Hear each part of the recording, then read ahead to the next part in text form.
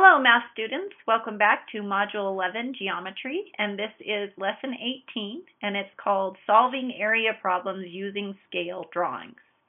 The goal for today is, we will use areas to determine the scale factors of drawings. The question that I want you to think about during this lesson is, how do you determine a scale factor from drawings? All right, things to know. First thing that has come very handy in trying to figure out these types of problems is organizing your information. And one way to organize your information is to set up a table of the information that you already have. So organizing information is very helpful when finding scale factors. So I built this little table because this little table helps you organize what you know so that you can determine what you need to find. And one of the ways that we do that is, here is a spot to put side lengths.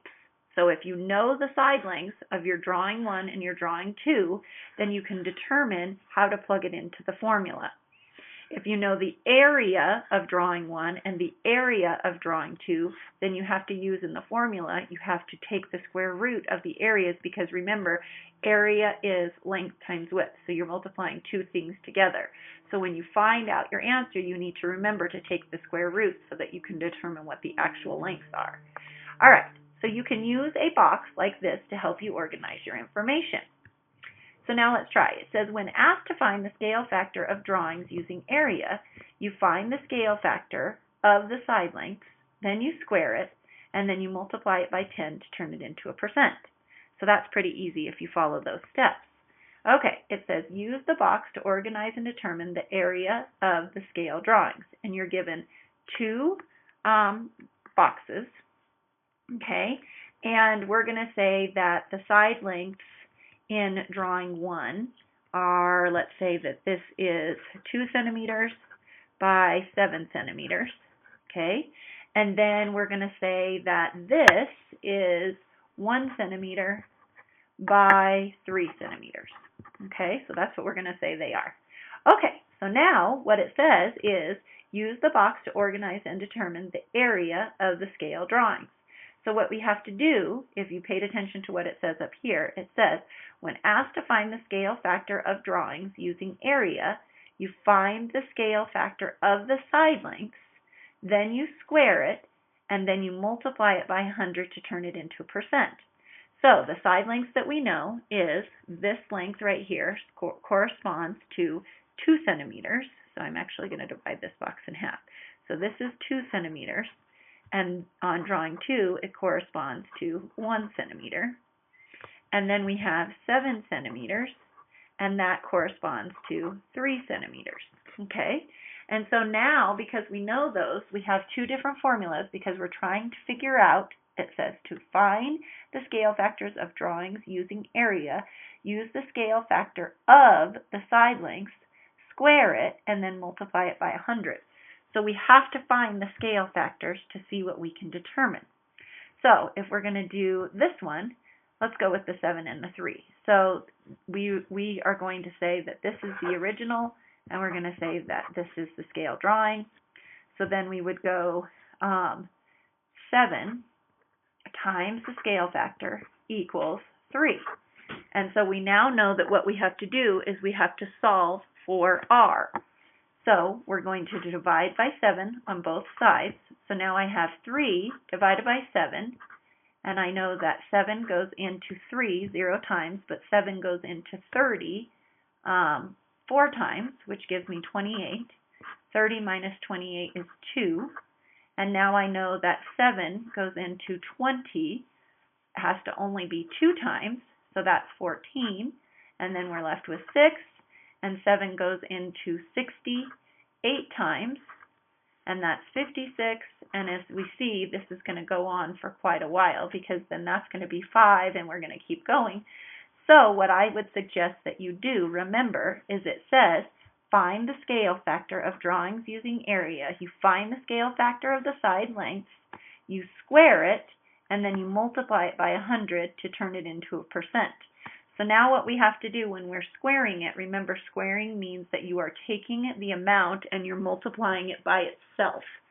So now we have 0.428 times 0.428, because that's what squaring means.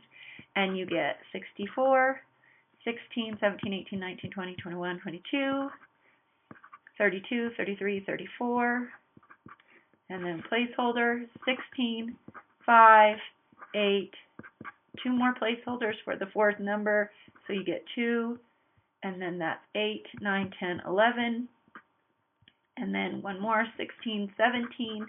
Now let's add them all together, and I hope my math is correct because I'm going pretty fast. So that's 9, 10, 11, 11, 12, 13, that's 8, and that's 1, and I have 1, 2, 3, 4, 5, 6 places, 1, 2, 3, 4, 5, 6, so my decimal goes right there. So now I have this number, and I'm trying to find area. So remember, you take the scale factor, square it, and then multiply it by 100 to determine what your scale factor for the area is. And so now I multiply this by 100, and I get 18.3184, which if you're looking at that, that's not 5 or higher, so I would say it's about 18%. Okay? So now it says, use the box to organize and determine the area of the scale drawing. So we're saying the original is about 18% larger than the scale drawing. And that makes sense because remember the rule. If the original is 100% and the scale drawing is smaller than the original, then you know that the scale factor has to be less than 100%. And so this is proving that 18% is less than 100%, so we know it's a reduction. Okay? And so over here, our formula that you would write in this box was 3 equals the scale factor times the original, and that's what you come up for that. Okay? All right, so that's kind of an interesting way to go about it. Read this paragraph one more time. When asked to find the scale factor of drawings using area, you find the scale factor of the side lengths, which is what we did up there, square it, and then multiply it by 100 to turn it into a percent. And so that's what we were able to figure that out, is we know that the original is 18% of the scale drawing, which kind of makes sense. So we know original times 18% equals our scale drawing. And that's absolutely correct because this is a reduction. And so our scale factor has to be a less than 100%.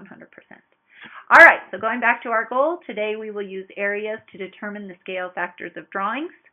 This part right here in your notes is the most important thing to remember.